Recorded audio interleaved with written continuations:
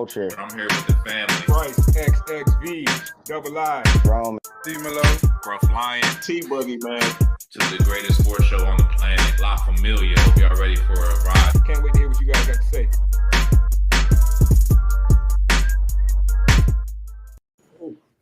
Yes, sir. You know what time it is, man. Your favorite show, Sports for the Culture, is now live. I am tonight's host, your boy Young Rome 22 on all socials as always, man. We got a lot of topics to get to tonight, man. Week 2 of the NFL just passed. We got week 3 coming up. Before we get to the NFL, we're going to talk about the fight. A lot going on tonight.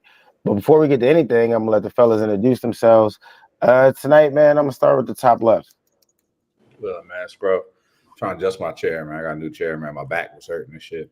Got me upgraded the gaming chair, man. Shout out to Amazon. They be having shit like so cheap, bro. Like it'd be the same price as shit on Facebook Marketplace. Don't be making no sense. But yeah, it's solid.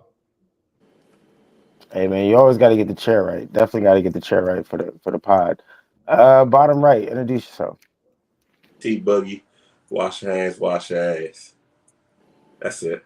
We talk about the rest later. Yeah, man, we definitely got to get into them 49ers a little bit later on. Bottom left. It's your boy, but I want to start off by saying, Gas Nation, we have a special promotion for you guys. Come next Tuesday. We're going to have that Bryce pack ready for you guys to smoke because Bryce not on the show, but he about to see this 16-man league that we're all in. I'm about to take the crown. Last year, I heard he won it because I wasn't around, but this weekend coming up, I'm about to smoke on that Bryce pack. I heard it makes you really sleepy Bryce out there. That's what we're about to get out here for the nation. We're gonna have specials out here. 2 for 50. I'm having specials out here. I got it. We're gonna have it on lock. Man, that was a joke. It was true. This guy, man. This man starts off 2-0 in fantasy, bro, and he's riding high out here. This man been talking about this shit all day, bro. Like, I was not talking about it all day. This man calls me, and then I tell him, I'm gonna give you a little pro quote about what the bullshit I'm about to say, and now he wants to act like I talked to him about it all day. all right, since Sunday, and today is Tuesday. So the last 2 days, we've heard about your fantasy football lineup. You posted it in the channel. Like, you know what I'm saying? We all know. It's built to ass movement. Man, it's still September, G, man. We got a long way to go, buddy. Me too, bro. Sit your ass down, bro. Yeah, man. But before we get into any football talk, though, man, let's start with the fight, man. I know you fellas were tuned into that over the weekend. I want to get y'all's thoughts, man. G, actually, I'm gonna start with you on this one, man. I know you're a big boxing guy. So, what were your thoughts on the fight overall? I hated the fact we had to wait till 1:30 to watch that shit. I mean, I barely made it to the start of the fight. But overall, man, my point of view is like, I think this is the greatest boxer of all time, in my personal opinion. I always talk about Roy Jones and how he moved up in multiple weight class and won, and he was able to manage and keep up the weight and keep on getting better and better. And this is where like I see this, and I'm like, at first I was a little skeptical about it. I'm like, oh, is he gonna be able to last with Canelo? And then he dominated Canelo. Like it's been a while since Canelo get dominated in that weight level where he's comfortable in and just get outclassed. I mean, I always say you gotta knock him out, but if you outclass the number one guy in the division and you step to his playground and didn't talk about no weight class, no weight catch, no rehydration clause. This is one of those fights where no one talked about anything about that. They kept it nice and consistent. They're like, we just got to catch a certain weight level, and then we go from there. And he showed you like he still had the power, he's still mobile. In that fight, he had a landslide. I had him at 8 rounds that he won. Like I gave Canelo maybe 4. And I'm being nice. I didn't think Canelo won more than 3. All right, that's interesting. Scruff, man, what were your thoughts on the fight? And you got anything to retort that G said there? I don't know about any retorting, but I'll tell you what I feel about. But one thing for sure, Crawford had the whole thing down, bro. In my opinion, you know what I'm saying. For the most part, you know, he had control of the fight. You know, he did a good job of pretty much like he just like I don't know, bro. He was really just consistently doing his little thing, and whatchamacallit couldn't really get to him like that. It wasn't really getting, you know what I mean? And there was a couple good hits in there, but the one that really always the one that get me is the one where he hit him and he had turned back. He was like, oh shit. He looked back at him like, damn, motherfucker, you hit me like that. That shit cracked me up, bro. But yeah, nah, I mean, seemed like he was clearly in control of that fight the whole time. As far as the all time talk, you know, I can't speak to all time because you know I ain't been here all time. But I can speak to what I've seen in my lifetime. And I'll say like he's definitely one of the better fighters of our lifetime. You know what I'm saying? Like if you're including like Mike Tyson in that lifetime, then I don't know, we might be having a little bit of a different conversation if we're really, really talking. I know people tend to put Floyd in that conversation.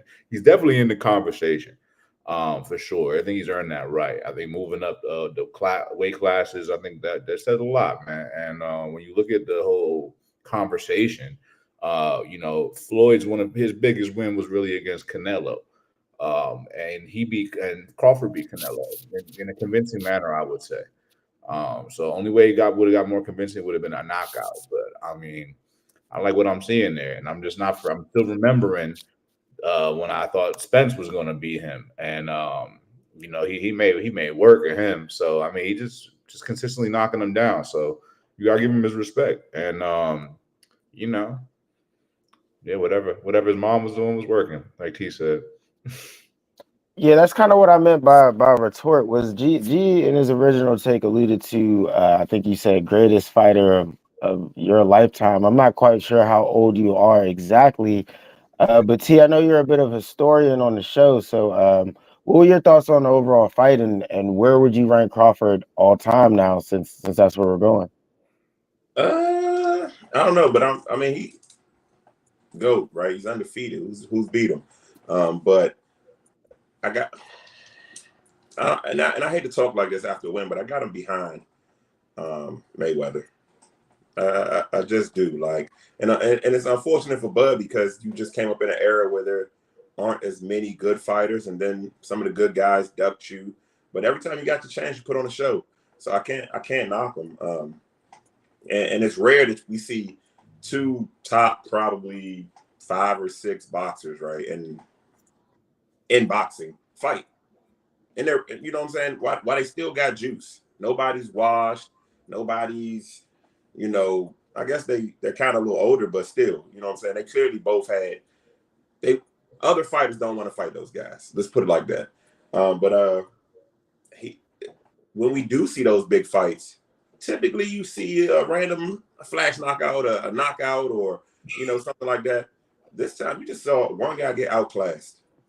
Like, they look like they were in different leagues.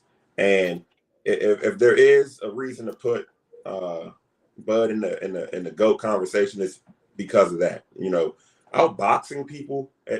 It's one thing to be a knockout artist. It's another thing to just go up weights and outbox people. You know what I'm saying? Maintain your power.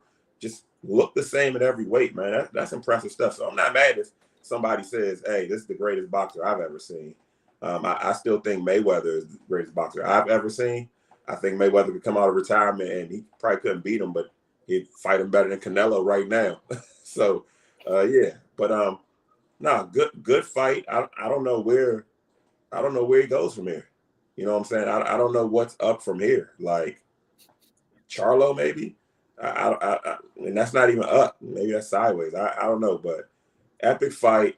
You know, shout out to my man Scruff for you know what I'm saying, putting me in a good fight atmosphere. You know, great crowd. You know what I'm saying? It was the best fight situation I've been in maybe ever. So, you know, shout out to Scruff.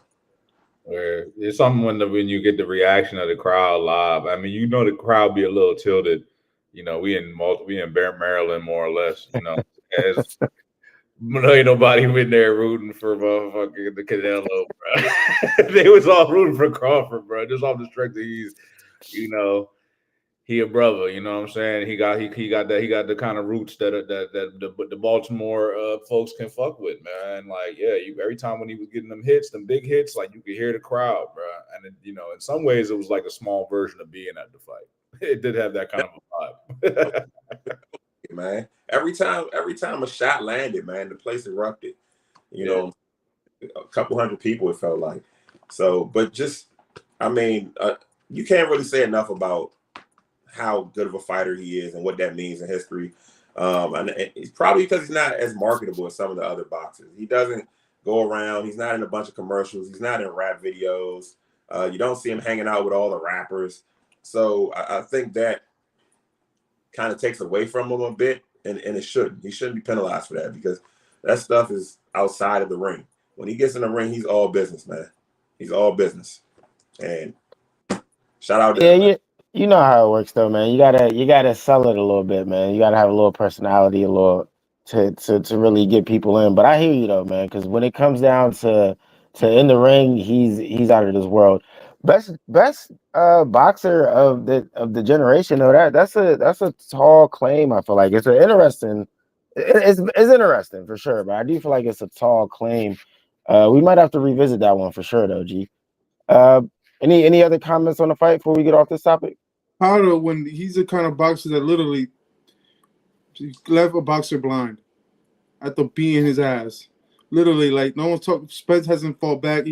No one's even wants to see him fight because just you hear the reports that he literally could barely see from that other eye. Like, and Spence doesn't even want to try about it. Like, come on, man. Like, I don't want to hear it. This dude moved up in weight and looked great. Like, it's hard to say a lot of boxers could gain with that kind of muscle mass and look that good and still look like he looked when he was 140. Like, the guy looked consistent. Yeah, and that's and normally a fighter will take like a in between fight prior to that, at least 2, because that's too much weight just to move up. I think he gained like 30 pounds of solid muscle mass and just was like, yo, he moved consistent. He ate blows from one of the best knockout artists in this game. And to tell me like, and this is now the real question is, right, since we're going to talk this Floyd situation is, right, are you going to big up Floyd because he had Canelo younger, or are you going to big up Crawford now that he had a prime Canelo, the face of boxing, the official face of boxing, no longer in the shadows of another face of boxing, but now this is the face of boxing and he beat him. So who gets a bigger notch? Crawford.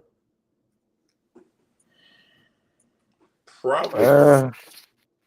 And mind you, this is not no Floyd and Pacquiao that we waited forever, and it's already like too late for damn near for both of those fighters. And then we get that match. They literally gave it to us. So yeah, and this the is way why you're describing it, definitely Crawford, because it's just there, and you can only fight who you have in front of you. And the one thing I get what people don't want to say, Crawford, because his showmanship, like he's not that swagger kind of fighter to give you like. The man is very like straight up. He's about the business of fighting. He's like, I'm gonna just whoop your ass. So I don't know how to give it to you.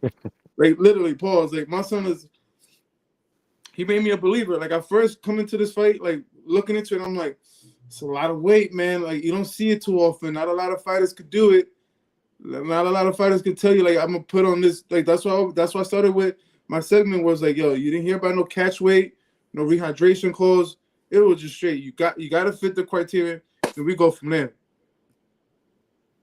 You know, I can't disagree. I think the most impressive thing for sure is moving up in weight and not really losing too much speed for real. Like that's tough. Most people in general can't do that at all. So I think that's one of the most impressive things. But like I said, we're gonna have to revisit where he ranks all time for sure, because that's an interesting combo. But let's go from one boxer to another, man. We were talking about this in the pre-show, and I kind of want to keep this combo going. Adrian Bronner was on Cam's show. It Is What It Is with Mace, and there was this little situation, I believe, where he was trying to holler at Stat, and Stat's boyfriend was there. They had to, long story short, they had to kick him off the show, right? And then apparently there's a clip going around where Cam has some extra words after Adrian had left. So What are y'all's thoughts on that situation, man? I know T, you were saying that Cam should have said something to his face when he was there. G, I know you kind of disagree with that. I kind of feel like, a little neutral, man. I think Cam did the right thing stepping in the first place, but as far as what he said after he left, I mean, it is what it is, to quote the show. But T, man, I'm gonna let you start with this one. All right. First, I first want to start by saying I respect Cam in this way. Men, drunk, high, whatever the case may be, or just in general, will harass women, and a lot of men, other men, will stand around and watch. Let it happen. Cam stepped in. Shut it down. You got to go. My issue is when you dismiss this guy, the energy, the tone was a very, we can talk later, we'll talk outside. It's love. I'm gonna pay you for your time. It was contentious but respectful. But a few minutes later, and from what I assume is Bronner's outside the studio window, so he's still in the building, but he's outside the studio window, maybe still trying to talk. I don't know what he's trying to do, apologize or whatever. But Cam calls the man an alcoholic and a junkie. If you felt like he's an alcoholic and a junkie, why you put him on your show? And not to say that he's not, because that's how he appeared. That's how he conducted himself. When somebody's in that state, helping them is not putting them on a podcast. It's not putting a camera in their face. And in fact, you would call that inhumane, right? If we saw a homeless person or a drug addict and we start putting the camera in their face, they would call that inhumane. So I thought that was lame of Cam. We call that bum fights on YouTube. Remember? Exactly. It's low character. It's low character stuff. So you can't position that under the guise of I was trying to help him. I don't care how much you paid him. You could have gave him that money without exploiting him like that. And then you went further to say it.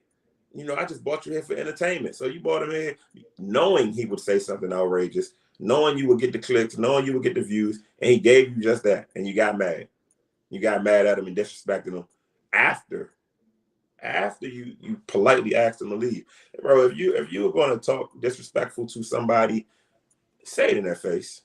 Maintain that energy in their presence, because after it don't count. You can say whatever you want. You can talk about when the consequences are less, when the risk is down, and you start talking crazy as if you're some tough guy. And maybe you just got frustrated and it boiled over. Still can't talk like that. Save it. Wrap it up. So, you know what I'm saying? Like I said, I respect Cam for stepping in, but he created this situation, and I don't think he handled the situation correctly. You know what I'm saying? It's a situation Bronner and him never should have been in. He never should have subjected that woman to being around an alcoholic or junkie or however you felt he was. Shouldn't even put her around him. But, you know what I'm saying? That's just my take on it. As a guy, I think there's certain codes and ethics you're supposed to live by, and one of them is not talking behind people's back, not gossiping, not creating a bigger situation. Hash it out with that guy. That's it. And that's not to say you got to fight. I don't want that to come off as I need you guys to fight.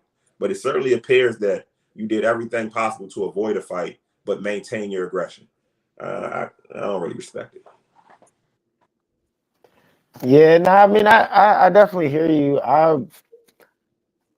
I disagree slightly though, because I just feel like, what I'm saying, it's not on Cam to get Adrian Bronner's life together, right? I agree in the sense that he probably shouldn't have had him on the show.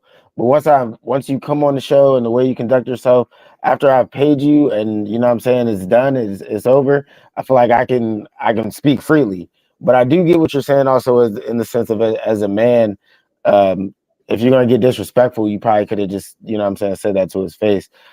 G man, what were your thoughts on that whole ordeal? My thing is, man, AB acting like a fucking idiot. Because that's not the first time he has a host there, a co-host, a special guest that's drunk. Because Pac-Man Jones was there drunk his first time there. And I remember that interview because I was listening at work when I was driving. Like, yo, Pac-Man Jones literally sounds drunk. But Pac-Man Jones didn't get out of pocket with none of the female co-hosts. He literally was just super OD, aggressively just drunk talking sports stats. But Pac-Man Jones was blatantly drunk on the show. If you look at his first Pac-Man Jones interview there with them, he's my man's fucking drunk. Like Cam and them bought it, told him like, yo, dude, like, what's in your cup? You know you drink a little bit too much Henny in there, and like we know you smoking something crazy, like you know what I mean. But Cam and them brought him right back, and Pac-Man Jones was in the same. Like he even acknowledged himself. He's like, yeah, I fucked up. I came a little twisted. But this is the kind of show like, yo, they want to give guys an opportunity. Like, all right, come over here, man. Do your thing. We want to make sure you're free. Like, no one's here to tell you what to say or how to say it. But the one thing I respect him is just like, yo, like, it's hard enough for a women analyst to come on any broadcast and speak her mind. Someone not try to like sexually like look at her for a sexual object. Like Cam and Mace literally make sure that Stat is like, yo, you're gonna see her as a host or just like one of us two. And she talks her shit too. So like, but like you hear her like her this comfortability is just like, yo, dude, like, yo, this ain't the time for that. Like, and Cam told him like, yo, dude, like her man's here. Like, yo, let's get it together. He gave him multiple chances. And then another shorty comes up on the show and AB side like an idiot again. It's like, yo, dude, like at one point it's like, yo, like you blatantly can't disrespect the co-host because like at the end of the day, it's like this is not a hip-hop show. This is literally Cam and Mace sports talking show. They keep it strictly like that. And like when you see that, it's just like you give a bad eye. Like, you know what I mean? This is somebody that's trying to give you a shot. Like, yo, listen, redeem yourself. Because as of late, AB's been in the public eye and it hasn't been looking good. And this is another reason why no one wants him around. Like, Yeah, look I think at all those guys that he used to be around with. None of those people want to be around AB. at the end of the day, like Cam and Mace, that whole show is kind of above where Adrian Bronner is. Like they definitely didn't need to have that type of guy on that show. That show is a great show. I watch that show often. So they were really doing him a solid even having him on the show. Scruff, what were your thoughts on that situation? You know, when you're doing like podcasts and shit in that kind of setting, you know, they tend to have some drinks. You know, that's normal. But they don't drink. They literally don't drink. Sometimes they do though. Like, yeah, like before the show maybe, but in there they're not drinking.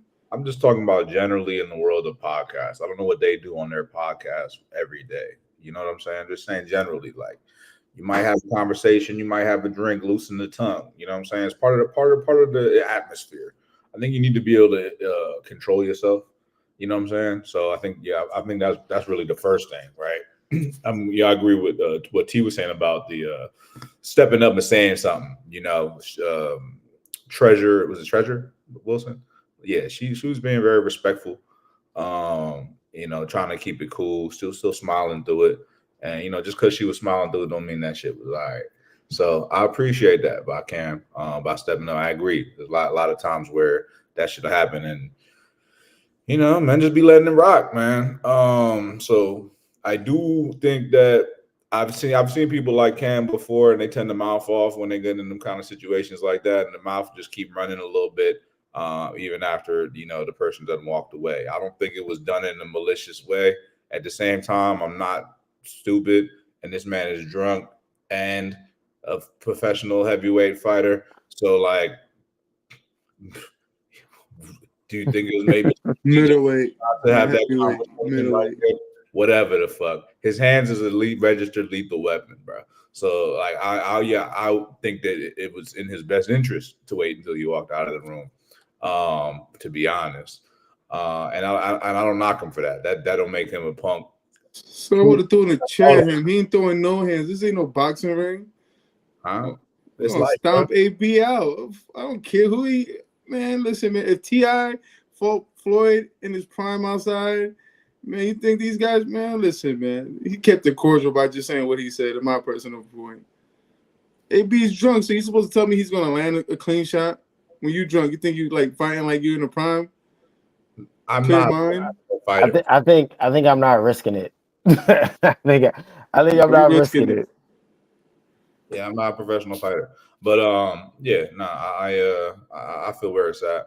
But yeah, I'm not. I think I got nothing against it, how it was handled or nothing like that. I'm cool with it. Yeah, no, I think the biggest takeaway, man, is definitely you know, the original clip where Cam is standing up for Treasure Wilson. That is a big deal, and I think you and T both put that well. You don't see enough men stepping up for women in that situation, where a drunk dude is kind of mouthing off. We've all been in that situation where if you're outside at all, what I'm saying, that happens fairly often. And I've been in situations where I've seen people step up, so I do got to commend that. And I'd like to see it more. And to Scruff, you made a very good point too, man. You got to be able to control yourself, right? Like they put it in almost every alcohol commercial, man. Drink responsibly. Like if you can't control it, don't even be out there doing it. But yeah, anything else on that topic before we keep it pushing? Nope. All right, bet. Let's get to the juicy topic right here, man. The NFL, bro. The NFL. So we got a lot to get to here, right? So we're gonna do a little.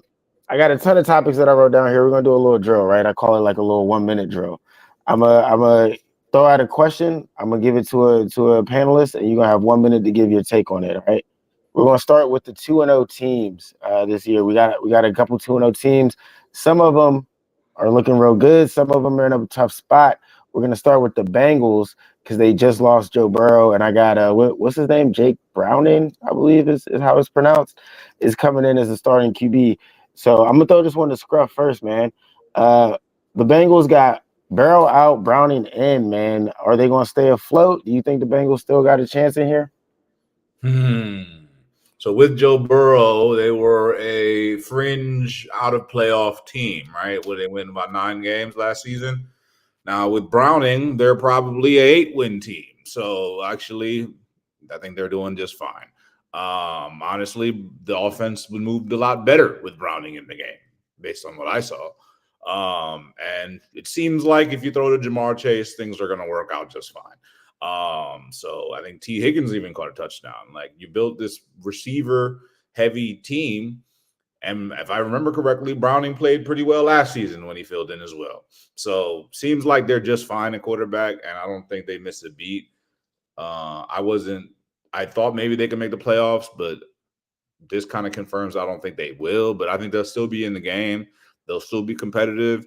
They'll still, I think someone said this on the show previously, where you got your backup quarterback in there. You want to just like keep that shit afloat to some degree, like win like half of your games until the starter can return. You're already winning half of your games, so like that's what I said. There's no drop off to me.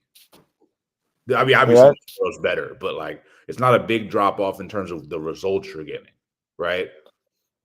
Yeah, that's a good point. They could free fall, potential to free fall, but yeah, if he can keep them afloat, that's only like 7, 8, 9 wins. You're right. T, this next one's for you, man. Arizona, San Francisco, and Seattle. They're all 2-0 right now. Which of those 3 teams is actually a contender? We all know that you think the 49ers are a contender. So, 49ers, Rams, or Arizona Rams, which one is also a contender in your mind? A contender for what? Super Bowl? Yeah, just in general. What are all those undefeated teams in NFC West gonna make it out? Are we gonna see a situation like that, or only the Rams? And that's because they've been there before. Seahawks can't do it, won't do it. They just don't have enough firepower. But they have a top 5 front 7 probably. Like, they can get after you, so that'll make life difficult for a lot of teams. But and they got young corners that are talented. They've been up and down this season, but probably only the Rams. I mean, Devontae, I don't think he has a lot left, but it's something left. It's enough. You know what I'm saying? He's still a starter in this league. Puka is absolutely insane, man. You can give that man the ball 10, 12 times a game. Stafford still has juice in his arm. They got multiple running backs out there. So it's the Rams and the 49ers in that division. That's it. Cardinals looking like a fugazi, man? You don't think they upset you guys this week with Mac Jones? I mean, they should. If they want to be in that conversation, you can't go out losing to a team without Purdy and without Kittle. Out Purdy, Kittle, juice check, like the team's banged up. So if Brandon Ayuk's not there, Demarcus Robinson suspended. If you can't beat the 49ers in this state, you're not a contender. Chalk it up. And I'll go further to say, if they're not a contender, this is Kyler's last year. Like, he has to go. They need to break that up. They got rid of Cliff, and Cliff has found success. So that leads me to believe the issue might just be Kyler. That's an interesting point. We'll have to revisit that one day. Going to write that one down. G man, this next one's for you though. The Colts are surprisingly 2-0. My man Danny Dimes, Indiana Jones is out there cooking.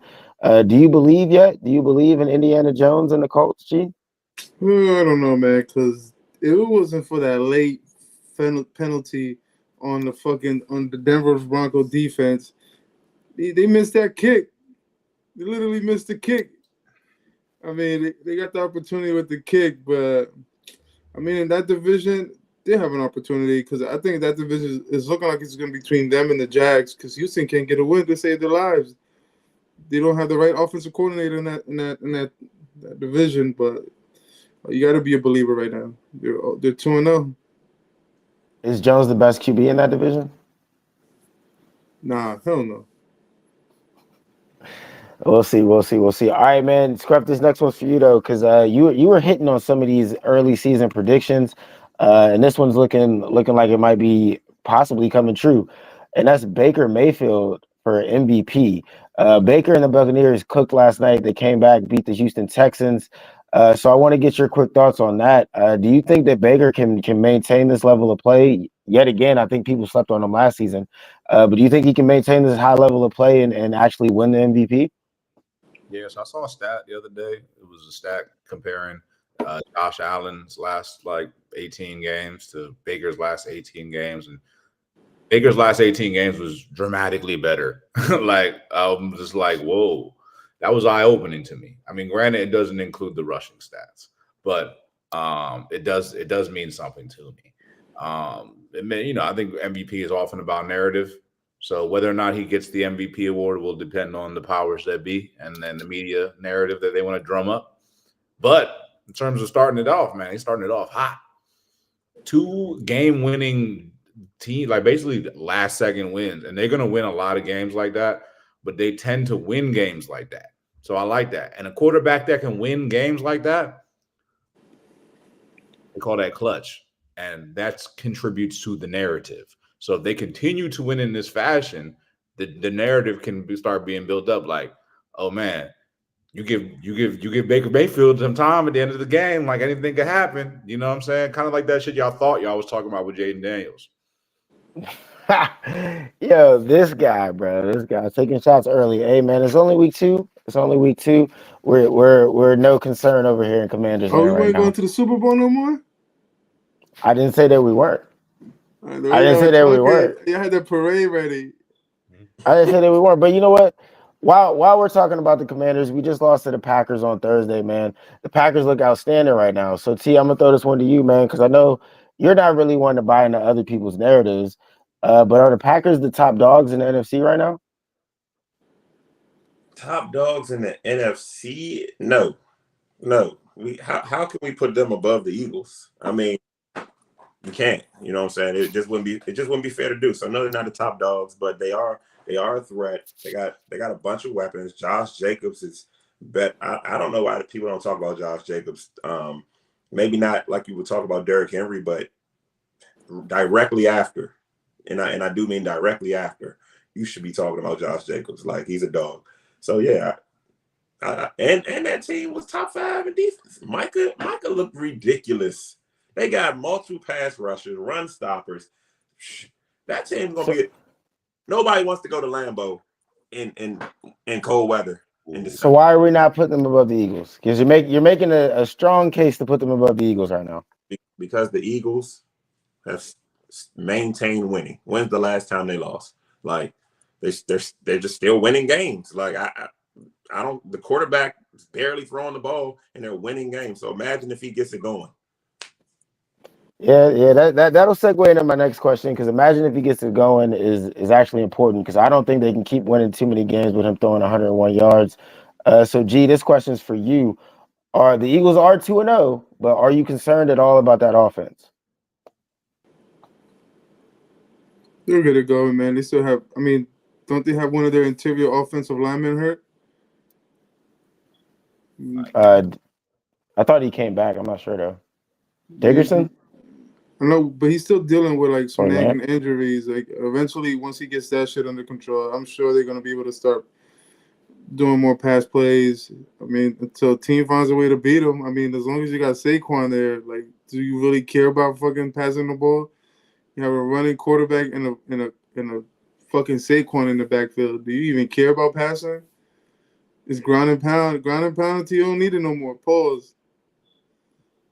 Hey, we're gonna get to the Eagles Rams a little bit later on in the show. I'm gonna get everybody's opinion on that, but I think the Eagles are in for one this week, man. I think Jalen Hurts is going to throw for a little bit more than 100 yards. But I hear you though, G. They got a ton of weapons, so there's no reason to believe that they can't get it going. My next question on a 2-0 team is about the Bills. The Bills had that crazy comeback against the Ravens. They dominated the Jets, who a lot of people were hype on. A lot of people were feeling good about Justin Fields. So, T, I'm gonna throw this one to you, man. Are the Bills Super Bowl bound? Tough one. No, and I know they beat the Ravens, but I still think it's the Ravens' year.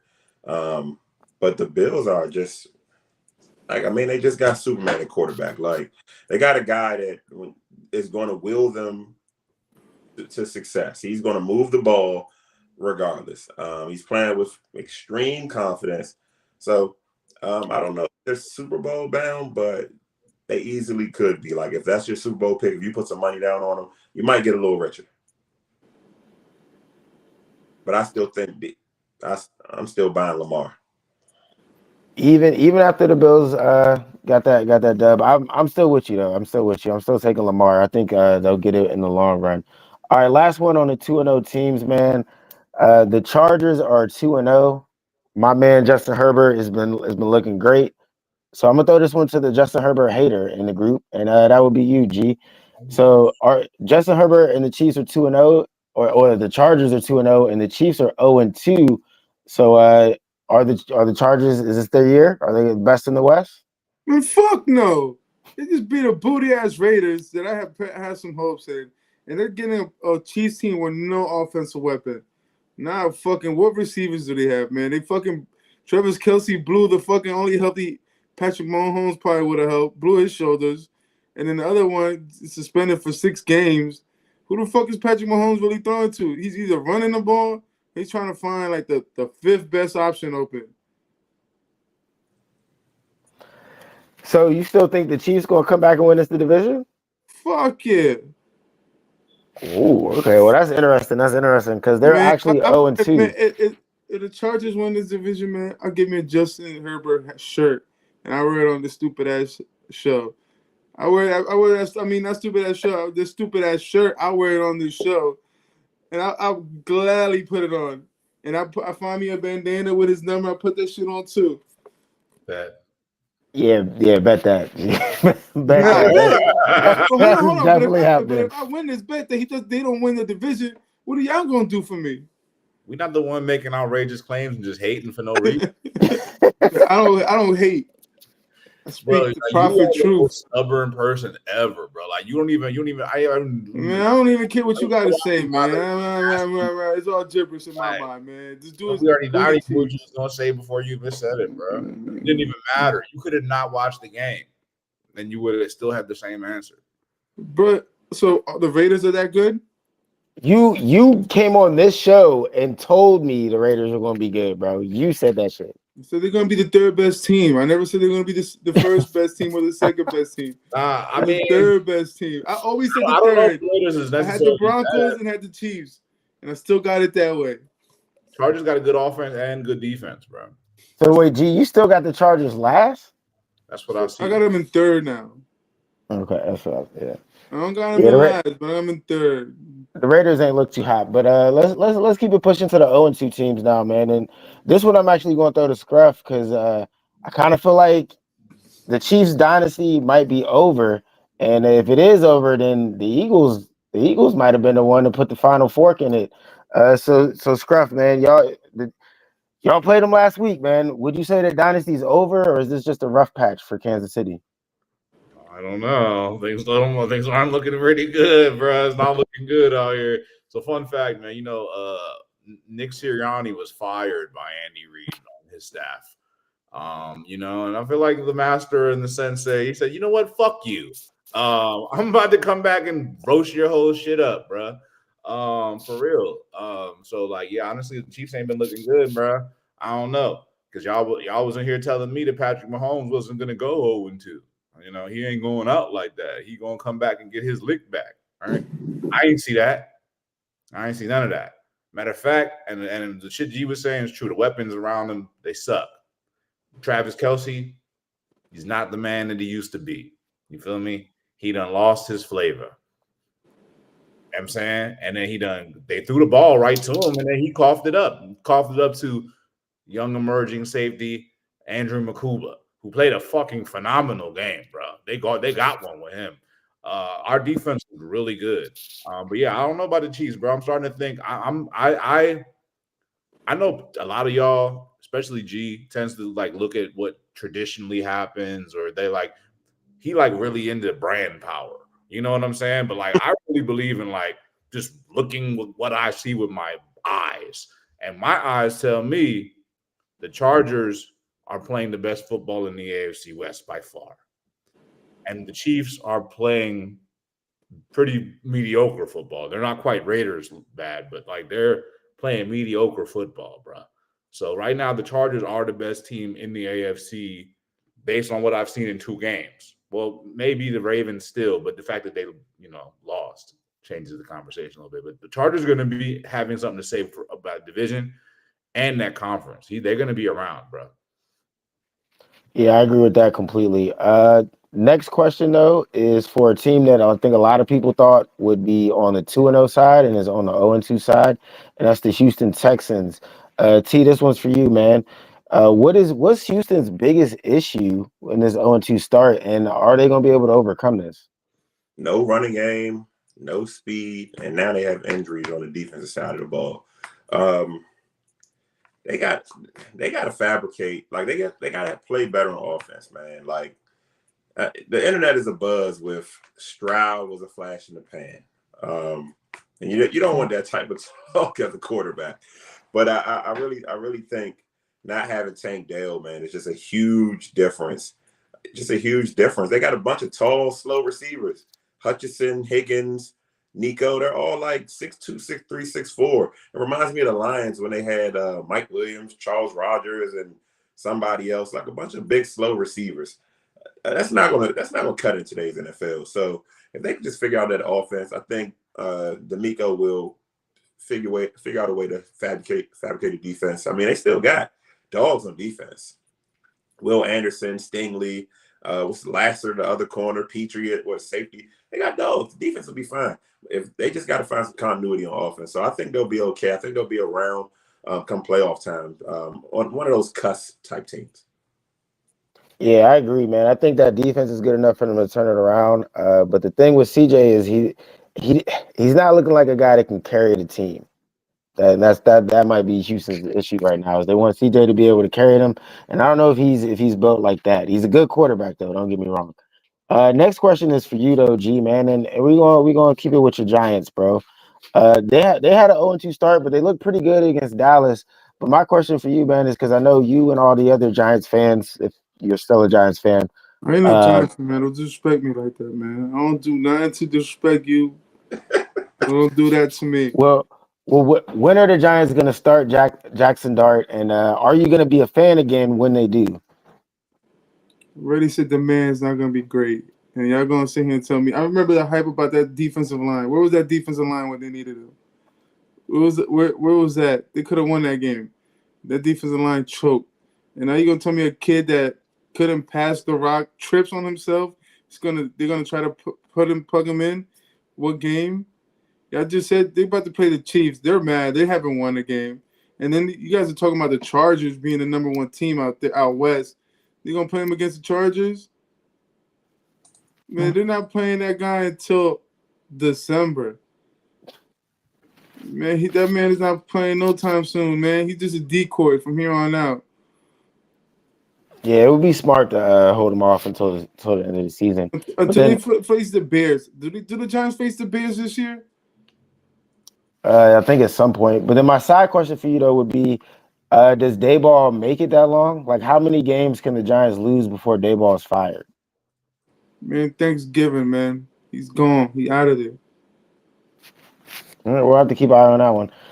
Next question is going to be for Scruff, man. And I got to ask, what's the more surprising 0-2 start, the Dolphins or the Jets? Oh, shit. That's a good one. Probably the Dolphins, I would say. I mean, not surprising based on what you saw last week, but surprising based on what I expected coming into the season, right? Because I didn't think that they were going to be bad.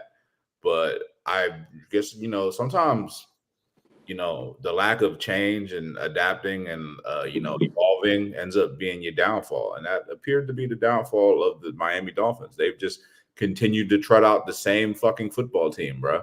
And like they haven't made any adjustments. And then their big addition of the offseason was Darren Waller, the hot poo that T was trying to trade us and trying to tell us that it was you feel me? Like, nah, bro. Well, he trying to trade you that? Yeah, another conversation. We only got a minute. Camron. So he's Nigerian. But the thing about the Jets is, and I said I don't really go off historics, but like in this case, historically speaking, they tend to suck and they tend to have 0-2 starts and they tend to disappoint. So if you would have told me Jets was 0-2, I would have been like, oh yeah, that makes sense. They played the Steelers and the Bills, and they're the Jets. So yeah, that tracks. So yeah, the more surprising is the Dolphins, and I'm praying for Tua, man. He don't look so good out there, like out there on the stand. Like I don't know, man. I think they should check him early for CTE. All of them in there, actually, the whole locker room. They should just shut the whole team down. Yeah, the Dolphins. I agree with what you said, man. Like the Dolphins, I think they had higher expectations, and it's been bad. I mean, not only are they 0-2, but they look like they're not going to win one for a while. So something's going to have to give there. We have to see what they do with Tyreek, man. Y'all think y'all think they keep Tyreek or they trade him before the deadline? I hate to say this because like I wouldn't want to see it happen. But I could see him going back to Kansas City. I think they need to just go back together because this is one of those situations similar to the Keenan Allen situation where neither side has been right since. It's like, come on, we need that. That's cap. You won a Super Bowl without him. Yeah, but barely. The offense sucked. Patrick Mahomes has not been the same player, statistically speaking, since Tyreek Hill has left, and that's a fact. Yeah, nah, they could use him. They could definitely use Tyreek right now in Kansas City. T, I'm gonna throw this one to you though, man. Another 0-2 team right now is the Bears, who I know had higher expectations. 2 tough losses to division opponents. Is it too early to say that the Bears are done? Is it too early to say that Caleb Williams and Ben Johnson marriage isn't working? What say you? That's a tough one, man. Just from what I know from just being around like quarterbacks a lot. If I don't care how skilled you are, and Caleb's very skilled, but if the coordinator has no confidence that you can execute the play, saying how he drew it up, that's not gonna last very long. I think I said it before. They got the Tyler guys. They paid him. I'm not sure how many more games Caleb has. I think he'll make it midway, but if they start off 0 and if they get to like 0-5, he's getting pulled. You know what I'm saying? They're going to sit him. But I think there's clearly frustration from that coaching staff because there's plays out there and he's not making them. But I think they should be patient with him. But you can't be patient because you'll both lose your job. Yeah, I mean, well, the thing is, Ben Johnson picked where he wanted to go, so you would think he wanted to work with Caleb, but there was a ton of reports from last year that Caleb is difficult to work with. Study habits ain't exactly what they need to be. So if all those things are true, man, I could definitely see them pulling Caleb Williams sooner rather than later. That would be an interesting thing to keep an eye on. There's a good amount of 0-2 teams, but I only got a question for one more. I'm not worried about the Saints and some of these other teams. The last team I got a question for is the Carolina Panthers. I'm gonna throw this one to G. Look, it's been 3 years with Bryce Young. 3 years. Things aren't looking too bright, man. Is it time to blow it up in Carolina? I mean, you got to fire the GM, man. You haven't gave him a defense to work with, and then you expected they just gave him a receiver. Remember, they traded DJ Moore away. We was all confused why they traded DJ Moore. We were like, yo, what the hell? I mean, now you just finally gave him a receiver, and then is his height still an issue with that offensive line? If that's I don't think he's going to grow anymore. Pause, but yeah, super wicked. I mean, did he throw like four touchdowns last game? 3 touchdowns. Yeah, they tried to make a little comeback. A little comeback, right? I mean, statistically speaking, it was one of his better games in his career. I don't think he played terrible in the last game. That's what I'm saying. I mean, my whole thing with the Carolinas has been his defense as of late. Because I remember the end of the year, he ended pretty strong. He went on a 5-game winning streak. Yeah, I agree with G. I know you didn't ask me, but yeah, go ahead. It's the defense. They living outside their means, bro. This is a situation where you living outside your means. Don't try to bag the chick you can't afford, bro. Like stay with the shit that you can afford, bro. Because they fucked themselves over and Bryce Young over because they set themselves back with that trade. And karma has a funny way of working out because I think that was with the Bears, and then they picked up Caleb Williams. So it's like, fuck you guys too.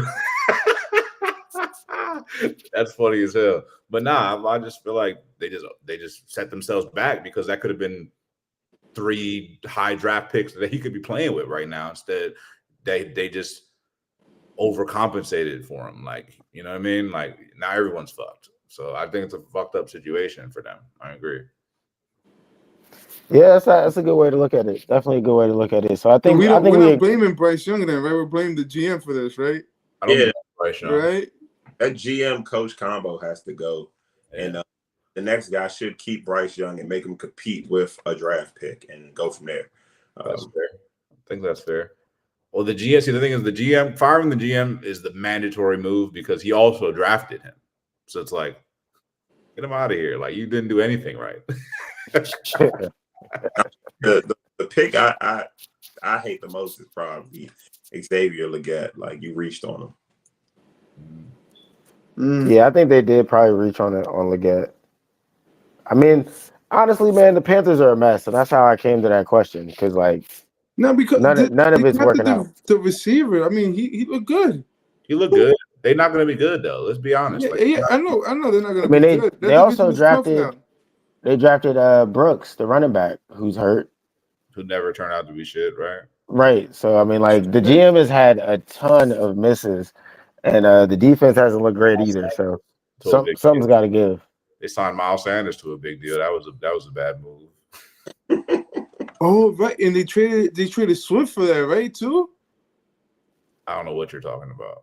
No, wait. So what? Because what he had before they had Sanders was that also that came with the CMC trade too? Yeah, they traded away. They traded away McCaffrey. Yeah. You see, they what the fuck?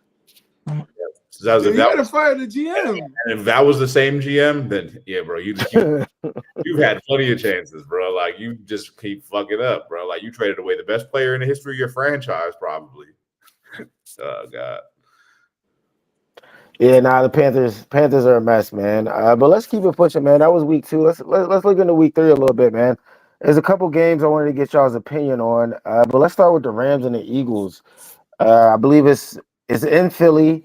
Philly's favored by about 3.5. We all know the Rams gave the Eagles a real tough game in the playoffs. So what are we thinking on this game? Who wins and why? Jump ball on this one.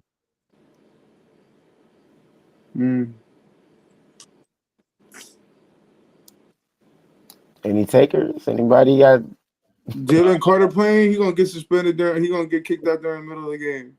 Oh, you know what? Thank you for saying that, G. That just made me very easy who I'm going to pick. The Eagles are going to win the game. Oh, no shit, sure.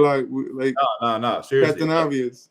Because, man, the biggest issue with that Rams in the past has been the interior of that offensive line. And Jalen Carter was wreaking havoc on Matt Stafford in the playoff game last year. So Yeah, so I feel like that could happen again. Rams do look good. Now, one thing about the Eagles, I'll tell you, let some people tell it, we not offense not moving, it ain't doing shit, whatever the case may be. But we doing what we got to do based on the pace of the game, bro. Like that game we played with the Chiefs was the game that was just what that game was. That's just what that game was. Like that's just what the style of that game was, bro. The style of this game will not be like that. This is the Rams. So the Rams are going to move the ball up and down the field. That will require a faster pace of the game, which will require our offense to put up more points as well. So I think you're going to see a little bit of an air attack in this game. I think you're going to see, you might even see Jalen Hurts at the podium with another classic Jalenism, just what you guys wanted to see type shit. You know what I'm saying? Because I feel like he's gonna fire it up. So AJ Brown gets his touchdown this week. You could book that. 100 yards for AJ Brown and a touchdown. Yeah, they need to feed that man. He was in the How many locker room catches? upset. You asking too many questions. T man, what are your thoughts on the Eagles Rams? I know you might be pulling for the Eagles because I know that'd help your Niners, but who you think comes out on top? Eagles, and it's just that, like, I feel like the Rams' strength is also plays into the Eagles' strength. So I don't really like the matchup for the Rams. I don't think they're going to sit there and try to run the ball. I think they're going to try to pass. And the Eagles like their secondary. But honestly, their secondary, actually, now I think about it, this season, the secondary has been a bit overrated. They got some bums back there. You got some guys that are a little overrated. Dory Jackson and that but the secondary did much better last game, I would say, because we did a great job against the Chiefs. And I'll say they made some adjustments in the secondary as well, because we started Sidney Brown the first game. This game we started Makuba. And Jahad Campbell is now a starter. And Zadarius Smith now being there too. And Zadarius Smith made some plays. Actually, him and Makuba, you would have thought they played together at some shit because they were on point together. Yeah, it's gonna be just a tough out for the Rams. I actually need the Rams to lose for just divisional purposes, but I like the Eagles here. I like the Eagles, and eventually Jalen Hurts will have a game. You know what I'm saying? I thought he played like this all last season too, but he had a game in the Super Bowl, so he can do it. Is he consistent? Is he top 5 guy like people were screaming? Absolutely not. I think we know that by now, but can he win you games with that roster? Yeah, that team might run off 14, 15 wins. So I think it'd be the Rams. I think, we keep an eye on this. I don't know if they're going to make Kenyon Mitchell, if they're going to do shadow on Kenyon Mitchell and Puka, but nobody's getting on. They're not getting off on Kenyon Mitchell, bro. So they better target the other corner the whole game. I mean, they're probably going to put Puka in the slot, which would be what's his name for y'all? Cooper. I can go with that, yeah. And then I would imagine Devontae Adams is going to end up match up with Mitchell. So that'll be a battle. No. That'll be a key one to watch. I know T got no love for the old receivers. I don't, and Mitchell's overrated too. What's he done this year? He just locked up. He's played well. Juju, he just locked up Juju. The whole Chiefs secondary, man. The whole team, bro. The whole team got locked up. How many catches he give up?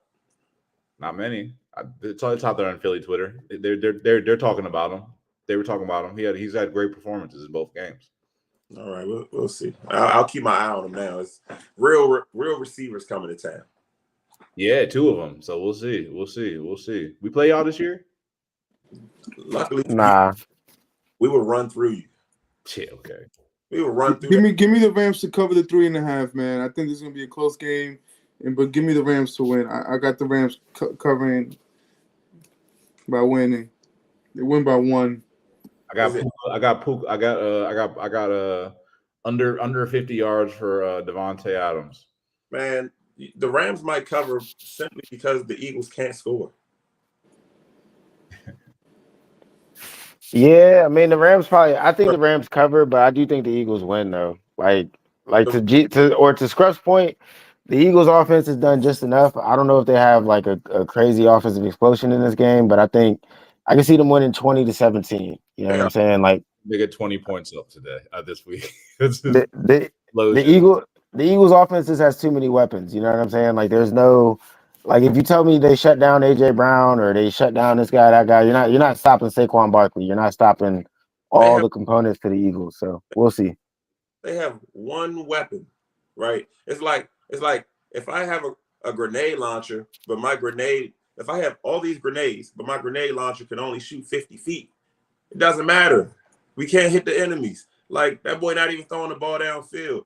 The real over under is 17 to 20 tush pushes in the season after week 3. That's the real over under. Like, all they do is get you in third and short, line up, fall forward, line up, fall forward. It's the worst product in football, man.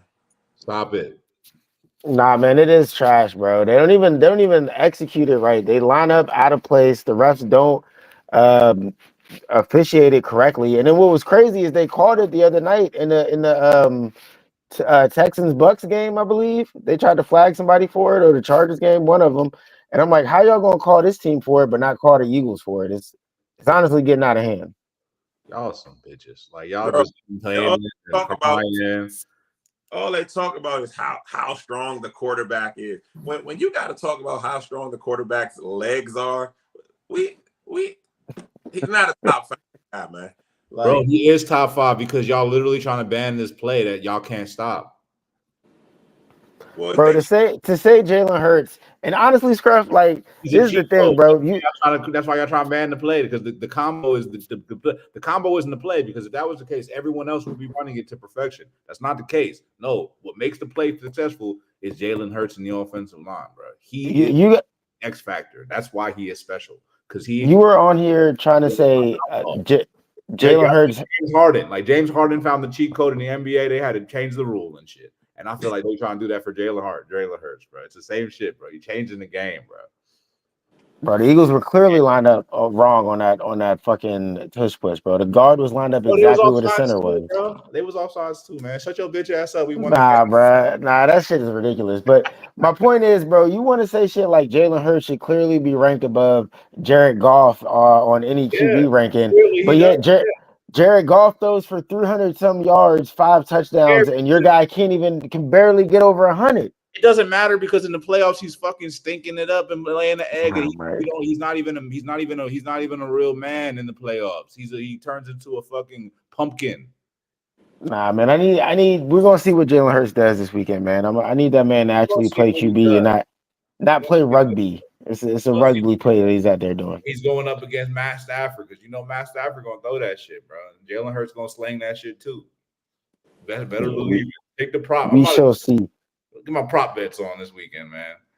All right, final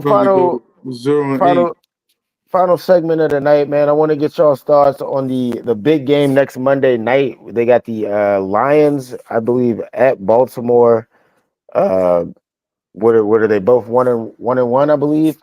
Who y'all got in this game? And then I'll double check the spread here in a second. It's at 4.5. 4.5, Baltimore. Yeah, 4.5 Baltimore. The over under is at 52.5. So they're saying, fuck defense. We're gonna have a shootout, ladies and gentlemen. Dun dun dun dun. Me personally, man, I think this is gonna be the most entertaining game of the week. Ooh, not over the Eagles and Rams? I thought that was gonna be the game.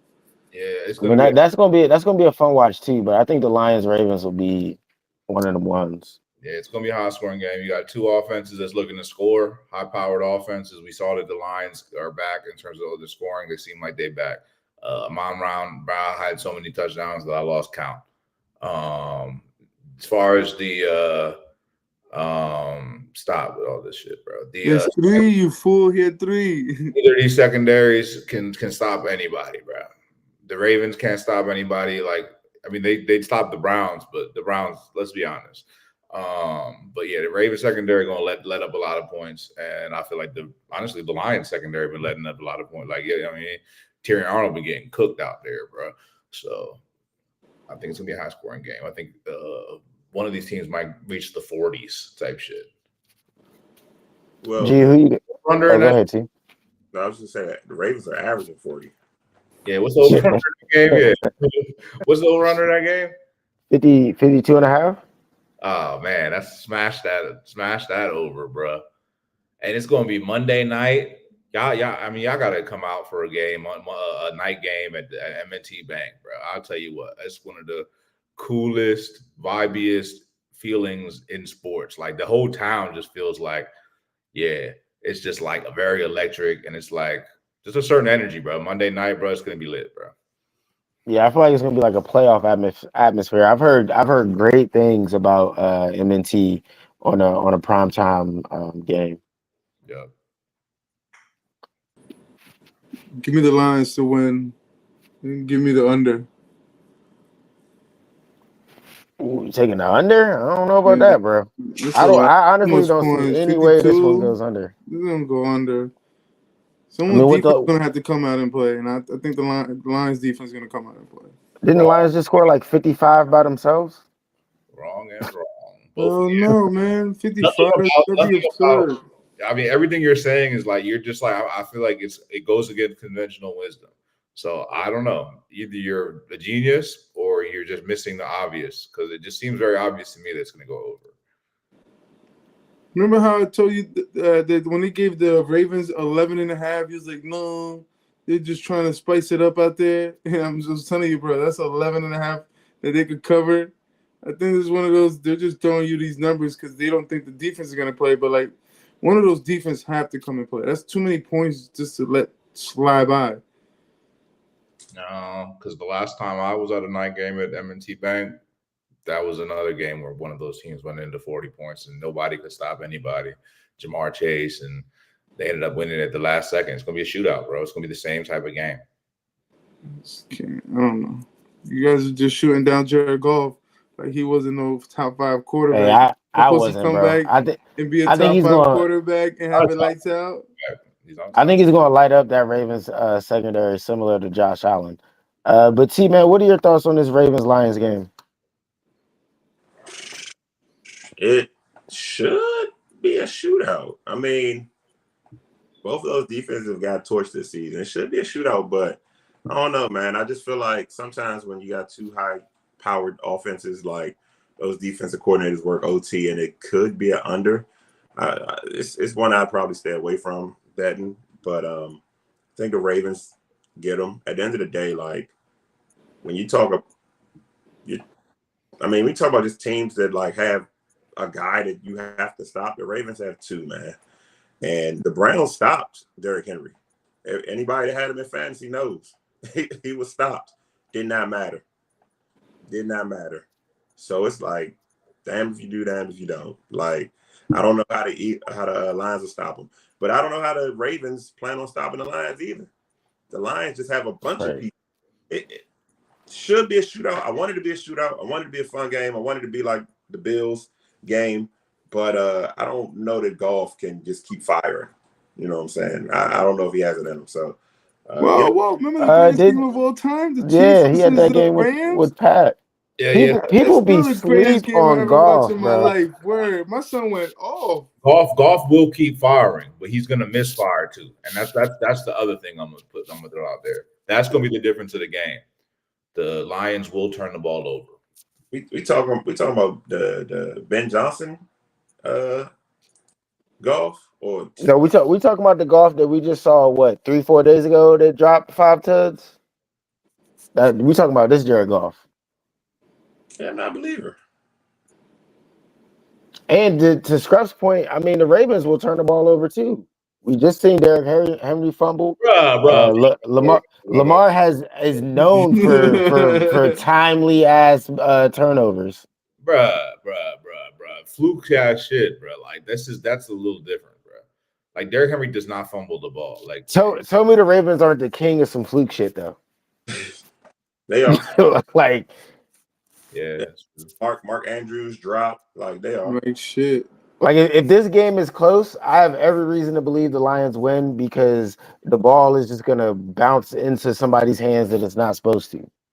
Hey, bro. All I know is I'm about to put some dollars on DeAndre Hopkins to score a touchdown because, like, what the fuck, bro? This man be in for like, I'm telling you, bro. I bullshit you not. He might have played 10 snaps the whole game. Yeah, no, I think it is 10. like 2 of them were touchdowns theoretically. I mean, one was low key a touchdown, but they called it back or whatever. Yeah, Lamar a chance. Huh? Lamar gonna give him a chance, bro. He's like in that spot. He's like in a perfect role, like perfect role. Ravens do look really good when they're rolling. I agree. I think it's their year. Yeah, man, it'll be interesting next Tuesday because we'll be on right after that Ravens Lions game, so we'll definitely keep an eye on that. Anything anybody want to get off before we get off? Anything anybody else got before we get off? Nope. All right, well, y'all know. I got one more thing. You know what I'm saying? I mean, y'all be talking shit about Jalen Hurts, and Rome, you was in here talking about Patrick Mahomes. He said you said he was the baby GOAT. He was on GOAT trajectory and all that. So what it mean when Jalen Hurts keeps beating your so-called GOAT, your best quarterback? Doesn't that put a little bit more like staying on him as like as a quality quarterback because he just keeps beating the best, right? That means something, right? Hey, I'll put it to you like this, Scruff. When I first did my tier list for this year, going into the year, I had Jalen Hurts tier 2. He was 6th overall. Right now, I would say Jalen Hurts is playing third best QB. He's definitely in the elite status for me right now. So he keeps beating Pat. That means something to me. I'm not a Jalen Hurts hater. You know what I'm saying? Like, do I need to see him throw for more than 100 yards? Hell yeah. I don't think y'all can keep winning games with him throwing for 100 yards. And I think everybody agrees with that. But I'm not a hater. I think Jalen Hurts deserves his flowers for sure. I should also say Tom Brady should go send Jalen Hurts a basket or something because he might have just took the cookies away from the guy that was gonna. I don't think Patrick Mahomes is ever gonna be the same, bro. This man is not the same quarterback, bro. He's not the same. He ain't never gonna do shit. He done. Matter of fact, hey, if they lose to the Giants, I might be on board with you. Say this clip. I need you to say this clip. I need you to timestamp it. He done. Like save it today, like on this date. Like he said this shit. He done. And then when he goes to the playoffs and goes to the Super Bowl again, I want you to say that shit again. I don't see it, bro. I'm telling you, I don't see it, bro, because like Pacheco lost his legs. They don't got no receivers. Kelsey, he's looking like a 40-year-old white man. It's not looking good for them, bro. I'm telling you, shit's downhill. They gotta rebuild the team. I think I might agree with Scruff. Not that the Mahomes is done, but like the team is done, bro. If they make it through the gauntlet this year, it's like when you look at their schedule, it's kind of sectioned out in quadrants. They got 2 juggernauts like every 4 games, and yeah, I don't know, man. It's gonna be tough for them if they do make it through and he gets another Super Bowl, man. I'm willing to talk about him with Brady, but right now you gotta show me something. But they're probably the best 0-2 team. How many Super Bowls he got? 3. 3 rings. He ain't never gonna catch Brady, bro. Oh, I mean, I've been said that, but he ain't never gonna catch Brady. I'll tell you what. When it's all said and done, Jalen Hurts gonna have more rings than Patrick Mahomes. Who? Jalen Hurts is gonna have more rings than Patrick Mahomes. All right, man. Ladies and gentlemen, man, this is what we gotta reached the hot take segment. Any other hot takes anybody want to get off? I'll say this though, man. Scruff's not wrong though. He's on to something, man. If the Giants find a way to upset Kansas City next week, which I'm not taking them to do it. But bro, if the Giants win that game, wear Giants shirts that day. Hey yo, hold on a second, bro. That could really happen though. Yeah, if the Giants win that game, then Scruff's gonna be sitting here looking mighty right, to be honest. But if Russ can throw for if Jalen can win the game with 100 yards, Russ threw 500 yards last game, then they fuck around and win the game with 250, bro. Nah. Yeah. What? I'm just saying, like Russ was going crazy last week. So if he's hot, if he could keep that moving against them, they'll win because that offense isn't putting up a lot of points. Nah, Scruff's right, because as bad as it is that I think that the Eagles only threw for 100-some yards, the Chiefs fucking lost the game.